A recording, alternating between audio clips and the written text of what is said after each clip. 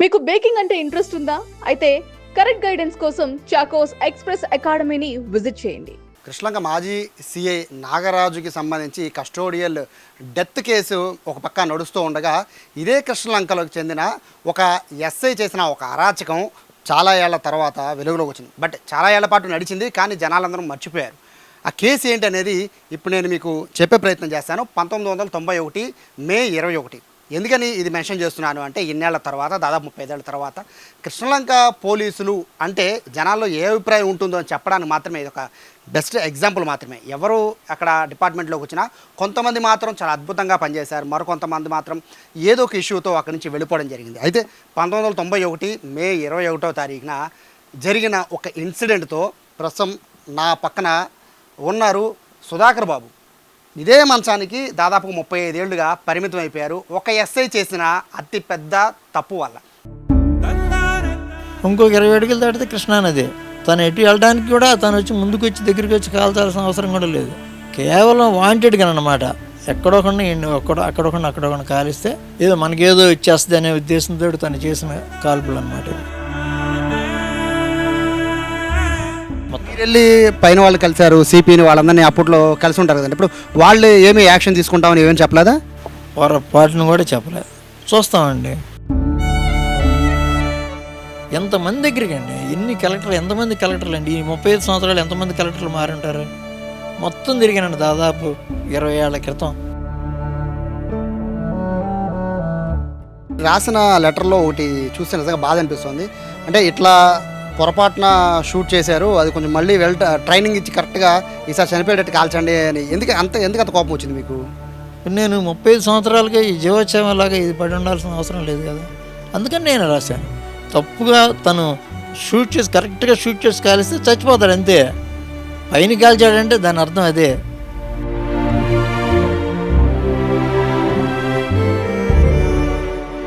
ఈ కేసులో ఎవరికో ఒకరికి శిక్ష పడాలి.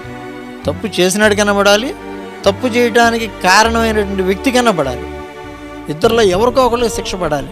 పడకుండా నేనొక్కడే ఈ శిక్ష అనుభవిస్తూ వాడు హ్యాపీగా వాడు సిఐ డిఎస్పి అయిపోయి రిటైర్ అయిపోతే ఇంకా గవర్నమెంట్ అసలు ఎక్కడ ఉందని అనుకోవాలి.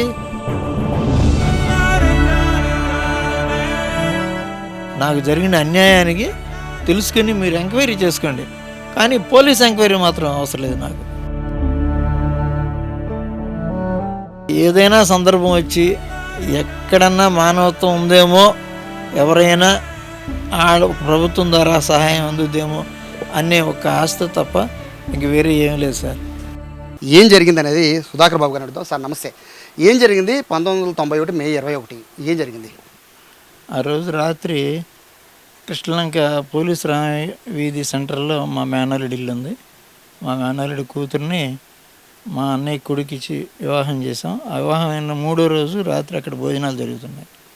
ఆ భోజనాలు జరుగుతున్న రాత్రి రాజీవ్ గాంధీ చనిపోయారని తెలిసింది. తెలియటం వల్ల మేమంతా వీళ్ళందరూ లేట్గా భోజనాలు చేసి మేమంతా అక్కడే ఉండి తిరిగి నేను 2:45 ప్రాంతంలో దాని పక్క 2వ రోడ్లోనే ఉన్న సుబ్రహ్మణ్య నగర్ 3వ లైన్ అంటారు. ఆ రోడ్డు చాలా దగ్గర. అక్కడ నడుచుకుంటూ వెళుతూ ఉంటే ఈయన బీచ్ రోడ్లో నుంచి వచ్చి నా వెనక నుంచి ఫైర్ చేశారు. ఫైర్ చేయడం వల్ల నాకు వెన్నుపూసకి బుల్లెట్ తగిలి ముందుకు పడిపోయాను. వెంటనే నన్ను తీసుకుని పోలీసు వాళ్ళు జీపులో ఎక్కించుకొని గవర్నమెంట్ హాస్పిటల్కి తీసుకెళ్ళి జాయిన్ చేశారు. 13 రోజులు 2 రోజులు ఉన్నాను సుమారుగా. తర్వాత డిశ్చార్జ్ చేశారు అక్కడి నుంచి. ఆ తర్వాత నేను కొన్నాళ్ల పాటు అసలు సంవత్సరం పాటు దాదాపు అసలు ఏమి కదలలేని పరిస్థితి అనమాట. కాలు పూర్తిగా చచ్చిపడిపోయింది. యూరిన్ బ్లాడర్ ఫెయిల్ అయింది, మోషన్ రూట్ ఫెయిల్ అయింది. ఈ 3 ప్రాబ్లం తోటి నరకం అనుభవిస్తా కలెక్టర్లకి, వాళ్ళకి, ఎంఆర్ఓలకి, మినిస్టర్లకి, రాష్ట్రపతికి, ప్రధానమంత్రికి వీళ్ళందరికీ లెటర్లు పెట్టాం. ఎవరు సరైన స్పందన లేదు. అదే రోజు అంటే అదే ఎస్ఐ మిమ్మల్ని కాల్చడానికి రీజన్ ఏంటండి? అంటే నేను అనుకోవటం ఆయన పేరు బైపు సుబ్బారావు. నాకు తెలియదు అంటే పేరు అదే, కానీ అందరూ భలే సుబ్బారావు అంటారంట. ఇంకొక నిక్నేము మెంటల్ సుబ్బారావు అని కూడా అంటారని తెలిసింది. ఇదంతా ఎందుకు చెప్తున్నానంటే అతని మానసిక స్థితి కానివ్వండి, లేకపోతే అతను ఎచ్చులు పోవడం కానివ్వండి. కృష్ణలంకలో అక్కడక్కడ ఇద్దరు కాలిస్తే ఎవరో ఇళ్లలో నుంచి బయటికి రారు. ఫలానా సుబ్బారావు శాంతి భద్రతలు బాగా కాపాడాడని ఒక పేరు తెచ్చుకోవడానికి తను అనవసరంగా ఫైర్ చేశాడు. ఆ ఫైరింగ్లో నేను దెబ్బతిన్నాను. అట్లాగే బియ్యంకొట్ల బజార్లో కొమ్మరాజు కృష్ణకిషోర్ అని ఒక అతనికి కాల్చాడు, అతనికి భుజానికి తగిలింది. అలాగే మన రామాలయం రోడ్లో 2 సంవత్సరాల పాపని ఎత్తుకుని ఫస్ట్ ఫ్లోర్లో తిరుగుతుంటే గాలిలోకి కాల్చాల్సిన ఊరిని ఫైర్ అట్ట అనాల్సింది ఫస్ట్ ఫ్లోర్లోకి వదిలాడు. ఆ పిల్లకి నుదుటికి తగిలి బుల్లెట్ వెనక నుంచి వెళ్ళిపోయింది. స్పాట్లో పిల్ల చనిపోయింది. అలాగే ఒల్లూరువారి వీధిలో రాఘవమ్మ అని ఒక ముసలామె ఇంటి ముందు మెట్ల మీద కూర్చున్నది, కాలు ముందుకు పెట్టి కూర్చుంటే ఆమె గిలకలో నుంచి బుల్లెట్ తీసుకుపోయింది. కూర్చున్న ముసలమ్మ ఆమె, తర్వాత ఆవిడ చనిపోయింది. ఇలా తను ఫైర్ చేసినవన్నీ కూడా ఫాల్స్ ఫైరింగ్ అనమాట. వీటన్నిటి నిమిత్తం ఆయనకి అసలు ఎటువంటి శిక్ష లేదు. కనీసం మ్యాజిస్ట్రియల్ ఎంక్వైరీ మేము అడిగితే పెట్టారు. మ్యాజిస్ట్రియల్ ఎంక్వైరీకి మేము 50 మంది వెళితే అప్పుడు రజిత్ భార్గవ్ గారు అన్నారు, ఆయన ఈ జనాలందరిని చూసి నాకు అర్జెంటుగా నా జగ్గేపేటలో మీటింగ్ ఉందని ఆయన రమ్మని చెప్పిన టైమే అది. కానీ ఆ అందరినీ సాక్ష్యాలు తీసుకోకుండా నాకు జగ్గేపేటలో మీటింగ్ ఉందని చెప్పేసి ఆయన వెళ్ళిపోయారు. మిమ్మల్ని కాల్చిన తర్వాత ఏం జరిగింది? ఈ కాల్చిన తర్వాతేనండి ఈ విషయం. మిమ్మల్ని కాల్చిన తర్వాత మరి హాస్పిటల్ తీసుకువెళ్ళడం అవన్నీ ఎలా? హాస్పిటల్కి వాళ్ళే తీసుకెళ్లారు. పోలీసు ఎస్ఐ సుబ్బారావే తీసుకెళ్ళి జాయిన్ చేశాడు. జాయిన్ చేసి సంతకం కూడా పెట్టాడు.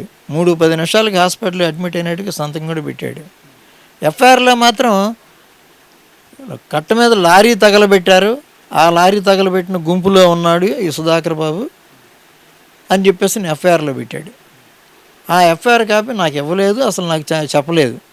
తర్వాత నేను 1 సంవత్సరం తర్వాత నేను అసలు ముందు బయటికి రాగలను అనుకున్న టైంలో కృష్ణలంకి కట్ట మీద ఉన్న ఆంధ్ర బ్యాంకులో అకౌంట్ ఉంది నాకు.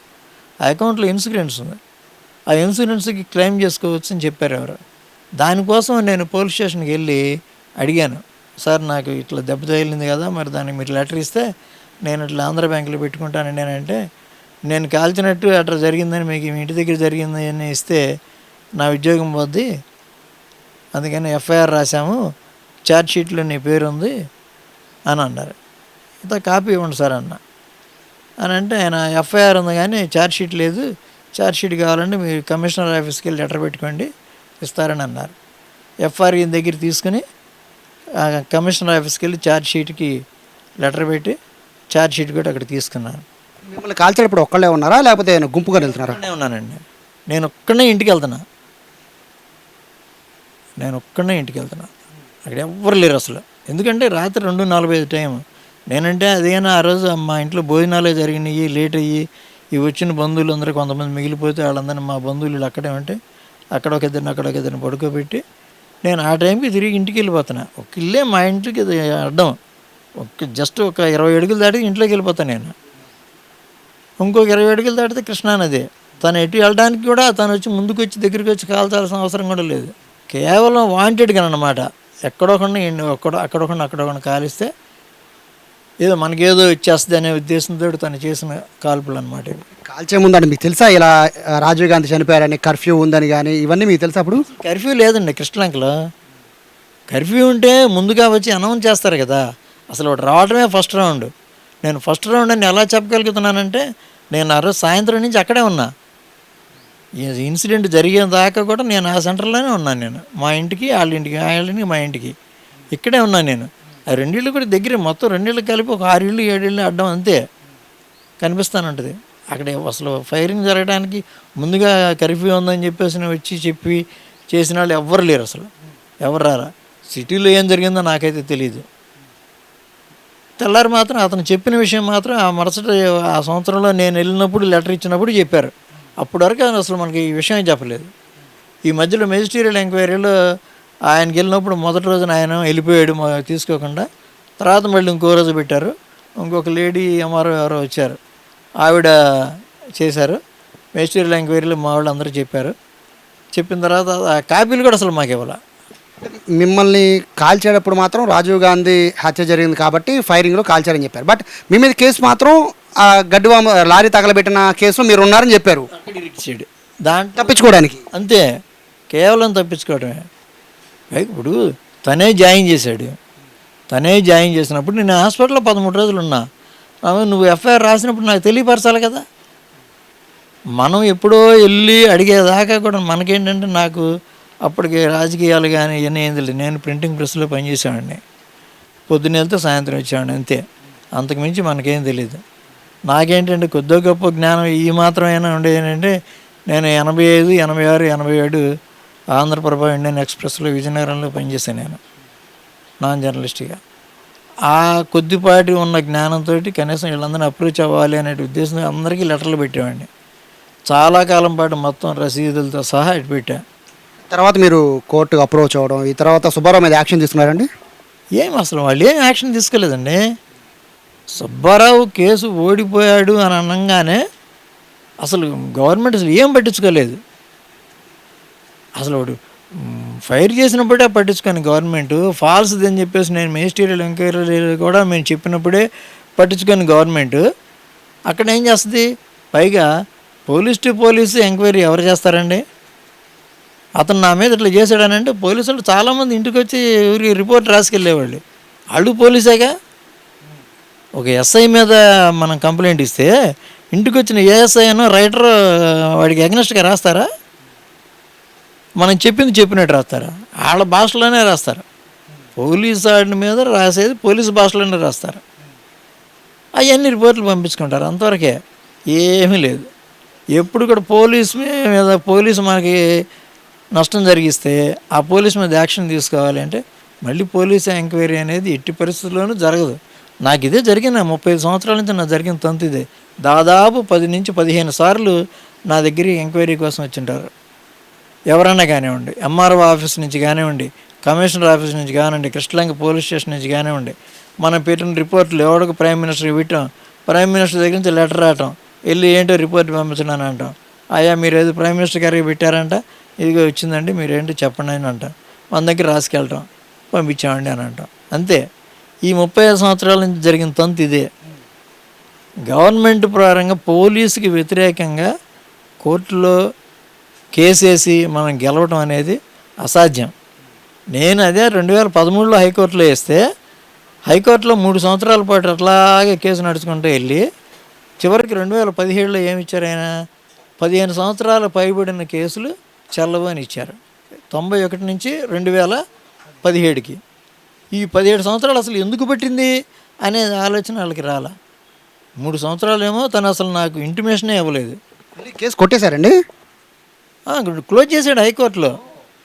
కింద కోర్టులో మనం గెలిచినప్పటికి కూడా 15 సంవత్సరాలు దాటింది అనే కారణం మీద కొట్టేశారు అంతే. అంతేగాని అతనేం తప్పు చేయలేదని కానీ తప్పు చేశాడని కానీ అయ్యేమి లేదు. ఆ విచారణ ఏమి లేదు. అదంతా కింద కోర్టులో జరిగింది. కింద కోర్టులో తన విట్నెస్ చెప్పాడు. మీరు వెళ్ళి పైన వాళ్ళు కలిశారు, సిపిని వాళ్ళందరినీ అప్పట్లో కలిసి ఉంటారు కదండి. ఇప్పుడు వాళ్ళు ఏమి యాక్షన్ తీసుకుంటామని ఏమేమి చెప్పలేదా? పొరపాటును కూడా చెప్పలేదు. చూస్తామండి, చేస్తాం, అంతవరకే. కలెక్టర్ని ఎన్నిసార్లు కలిశానండి. ఆఖరికి నాకు 2006లో ట్రీట్మెంట్ చేయించమని నాకు యూరిన్ బ్లాడర్లో స్టోన్ వచ్చినప్పుడు ఆపరేషన్ చేయాలి. దానికోసం కలెక్టర్ ఆఫీస్ ముందు నిరాహార దీక్ష కూడా చేసాం. సబ్ కలెక్టర్ ఆఫీస్ ముందు చేస్తే 24 గంటల్లో మీకు లెటర్ ఇప్పిస్తానని చెప్పేసి ఒక రోజు అంతా 24 అవర్స్ నిరాహార దీక్ష అయిపోయిన తర్వాత అప్పటి కలెక్టర్ సబ్ కలెక్టర్ గారు నాకు చెప్పారు. చెప్పి మధ్యవర్తులను పెట్టి కలెక్టర్ ఆఫీస్కి లెటర్ పెట్టారు. నెల రోజుల వరకు ఒక్క రోజులో తెప్పిస్తానన్న లెటర్ నెల రోజులు పెట్టింది. ఆ లెటర్ తీసుకుని నిమ్స్కి వెళ్ళాను. నిమ్స్లో ఈ లెటర్ ఎందుకు పనికిరాదు, 4 తీసుకోవడానికి కూడాను. కలెక్టర్ ఎవరండి మాకు ఇవ్వడానికి? కలెక్టర్ లెటర్ తోటి మేము ట్రీట్మెంట్ చేస్తే మాకు ఎవడు ₹1 ఇవ్వడు. కలెక్టర్ ఇచ్చేదల్లా ఒక నక్సలైట్కి ఇస్తాడు. నక్సలైట్ అయితే ఆ నక్సలైట్కి ట్రీట్మెంట్ చేయమని వాళ్ళు పంపిస్తారు. అంతవరకే. మీరు నక్సలైట్ కాదు, దేంట్లో అది మెన్షన్ చేయలేదు, మీకు పనికిరాదు అని అన్నాడు. ఇప్పుడు దాకా అంటే ఈ 35 ఏళ్ల పాటు మంచానికే పరిమితం అయిపోయారు కదా.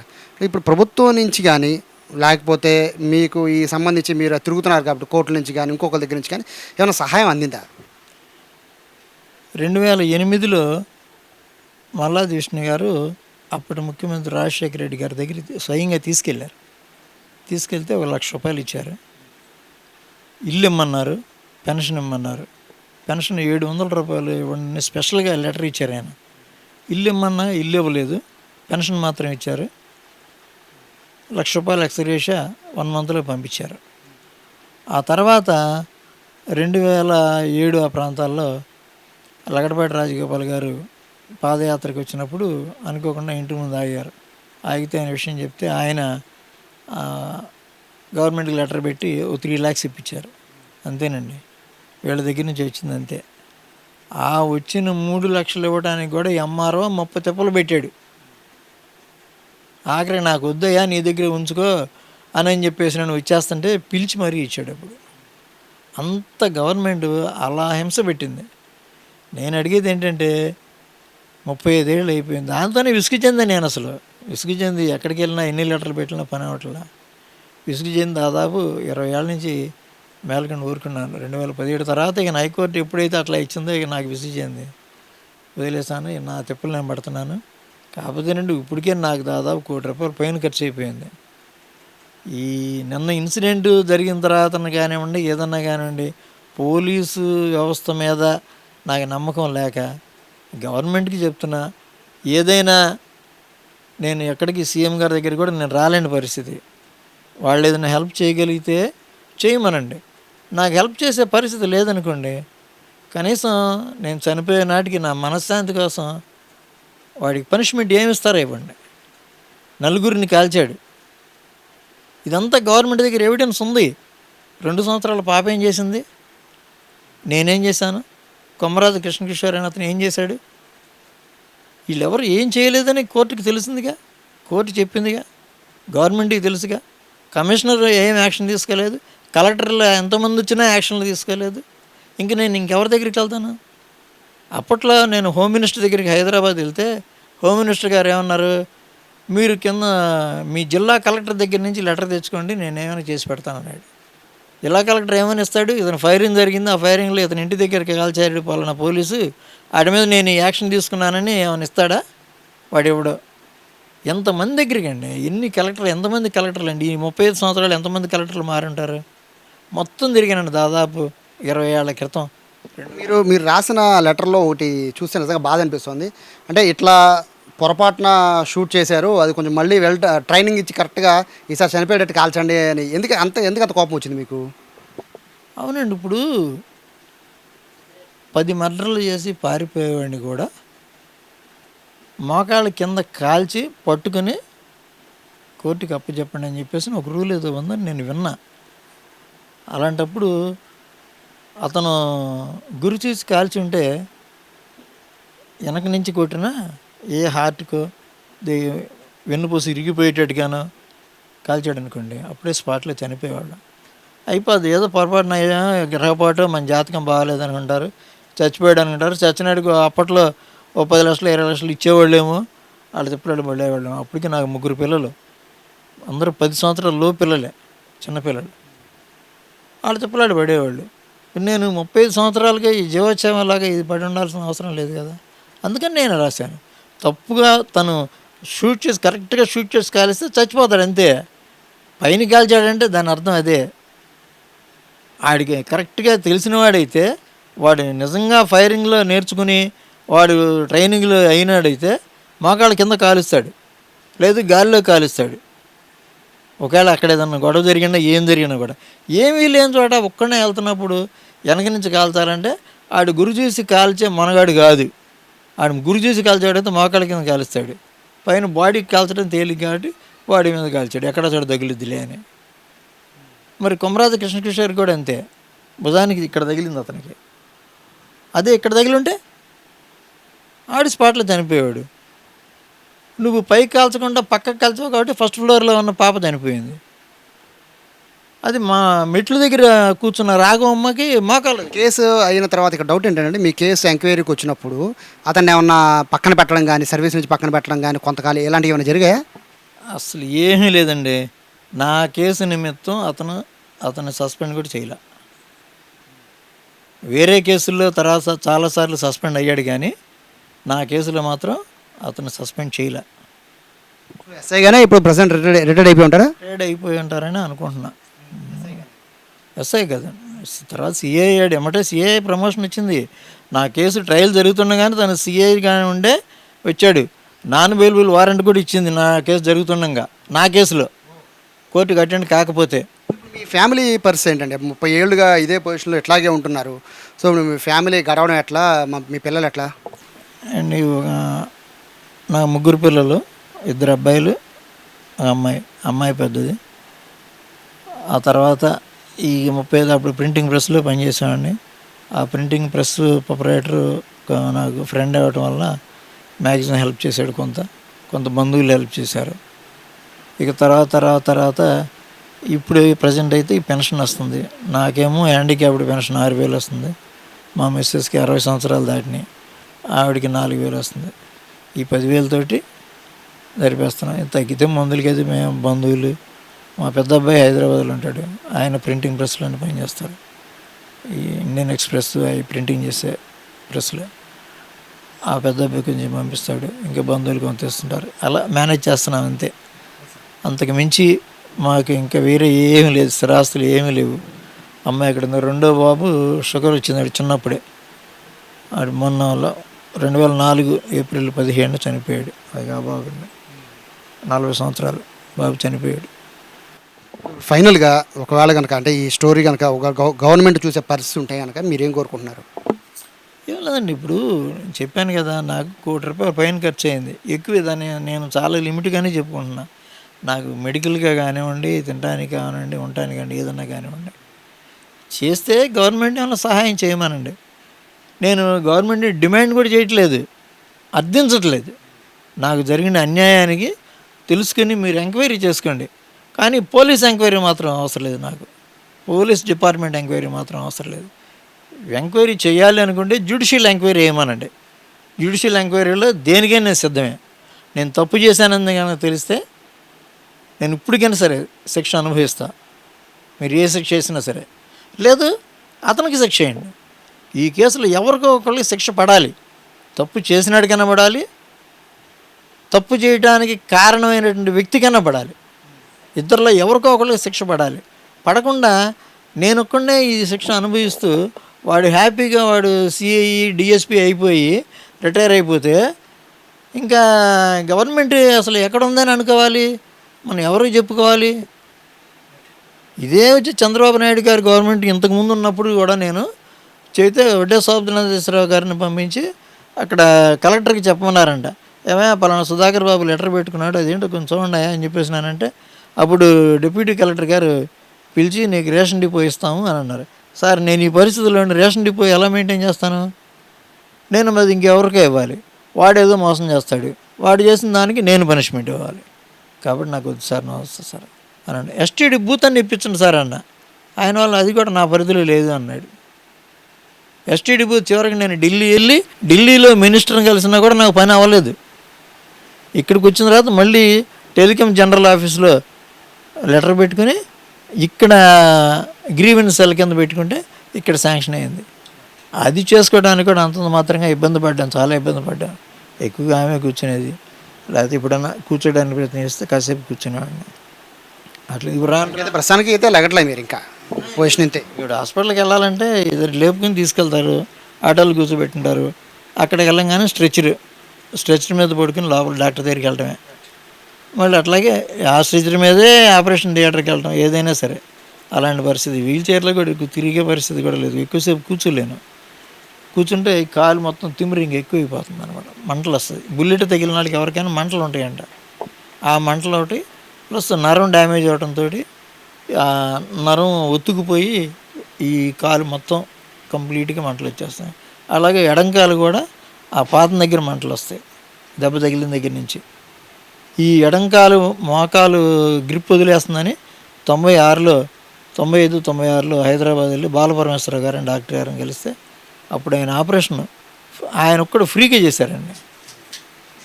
వెన్నుపూస ఆపరేషను ఫ్రీగా చేస్తే 15 రోజులు అక్కడ తెరిసా హాస్పిటల్లో ఉండి వచ్చాం.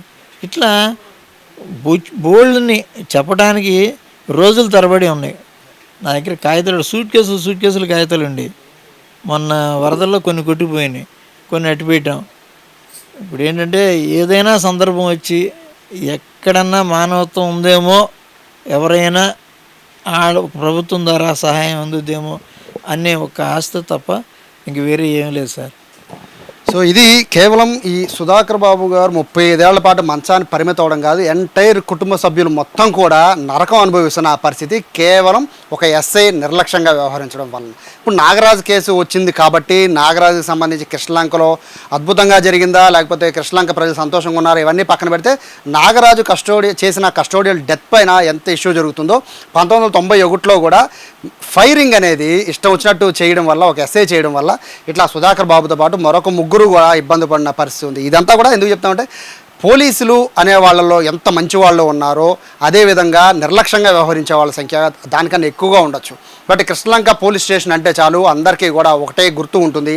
కృష్ణలంక పోలీస్ స్టేషన్కి వస్తే ఖచ్చితంగా అయితే మంచి పేరుతో వెళ్తాం, లేదంటే ఖచ్చితంగా ఏదో ఒక ఆరోపణలతో బయటికి వెళ్ళిపోవాల్సిన పరిస్థితి. అటువంటి డ్యూటీ అనేది కృష్ణలంక సీఏ అవ్వచ్చు, ఎస్ఐ అవ్వచ్చు, ఎవరికైనా అదే పరిస్థితి ఉంటుంది. సో నాగరాజు ఇష్యూ జరిగింది కాబట్టి కంటిన్యూషన్ కోసమని సుధాకర్ బాబు గారి 35 ఏళ్లకు సంబంధించి ఈ ఇష్యూని బయట జరిగింది. గవర్నమెంట్ కనుక స్పందించే ఇప్పటికైనా కూడా ఫ్యామిలీ మొత్తం కూడా బాధపడుతున్నారు సుధాకర్ బాబు ఈ పొజిషన్ వల్ల. కాస్త కరుణించి కనీసం ఆర్థిక సహాయం కానీ, లేదంటే సుధాకర్ బాబు చెప్తున్నట్టు కనీసం ఆ ఎస్ఐ కన్నా శిక్ష విధించాలి అనేది వీళ్ళు కోరుతున్నారు. ఇటువంటి ఘటనలు కృష్ణలంక పరిధిలో కాదు, ఎంటైర్ విజయవాడ సిటీస్లో చాలా వరకు కూడా ఇటువంటి బాధితులు అంటే ఫైరింగ్కి సంబంధించి కాదు, రకరకాల కారణాలతో ఉన్న వాళ్ళు చాలామంది ఉంటారు. ఏదైనా కూడా పోలీసుల వైఖరి పట్ల అయితే ఇప్పుడే కాదు, ఈ నాగరాజు ఇష్యూనే కాదు, ఎన్నో ఏళ్లుగా చాలామంది బాధపడుతూ ఉన్నారు. అలానే పోలీసులు అందరినీ తప్పుపట్టాల్సిన అవసరం కూడా లేదు. మంచి వాళ్ళు, న్యాయం చేసిన వాళ్ళు చాలామంది ఉన్నారు. బట్ నాగరాజ్ కేసు ఒకటే కాదు, నాగరాజ్ కంటే ముందు జరిగిన సుబ్బారావు చేసిన ఫైరింగ్ కూడా అప్పట్లో ఒక సంచలనంగానే మారింది. కెమెరా పర్సన్ వినయ్తో సాయి, సుమన్ టీవీ, విజయవాడ నుంచి.